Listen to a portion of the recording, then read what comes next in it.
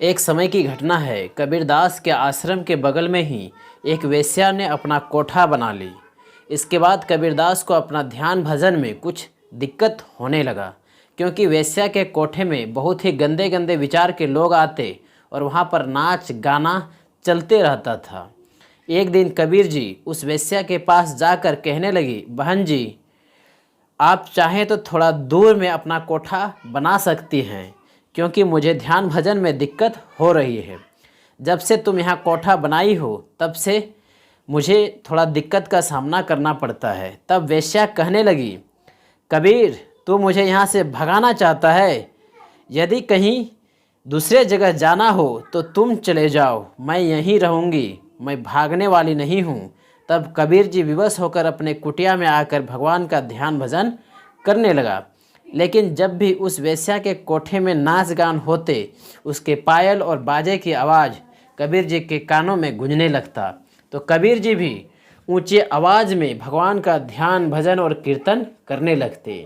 यह प्रक्रिया चलते रहा, लेकिन जो लोग वेश्या के कोठे में आते थे वह नाच गान के दौरान कबीर जी के भजन कीर्तन की आवाज़ भी सुनते थे।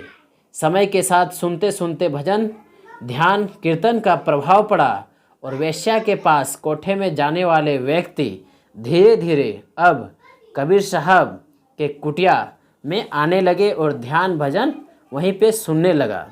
तब उस वेश्या को लगने लगा कि यह कबीर तो कोई जादूगर है, इसने तो मेरा धंधा ही खत्म करने का प्लान बना लिया है।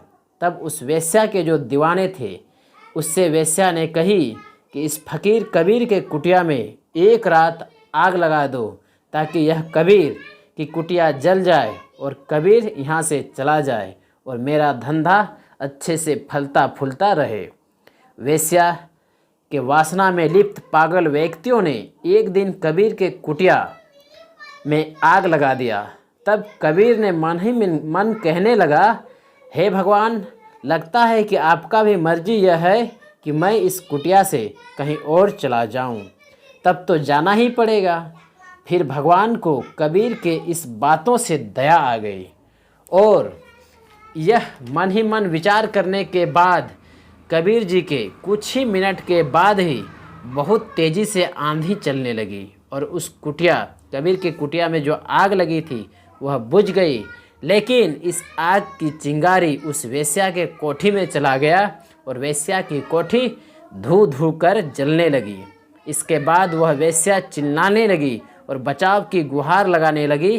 फिर वह वेश्या उस कबीर जी के पास आकर बोलने लगा, देखो मेरे कुटिया जल रही है, मेरे नाचने वाली घुंघरू भी जल रही है, प्लीज़ आप उस कोठे को जलने से बचा लीजिए।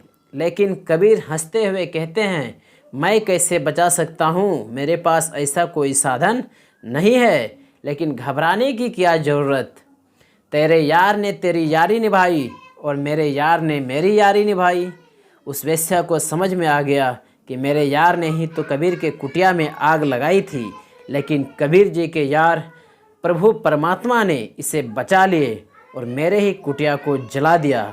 उसके बाद से वह वेश्या उस दिन कबीर के चरणों में गिर गई और कहने लगी, माफ़ कीजिए कबीर जी, आज के बाद मैं कभी भी कोई गलत काम नहीं करूँगी और भगवान भजन ज़रूर करूँगी, क्योंकि मेरे यार से तुम्हारा यार ज़रूर बड़ा है, इसलिए इस तरह का कांड हुआ है मेरे साथ।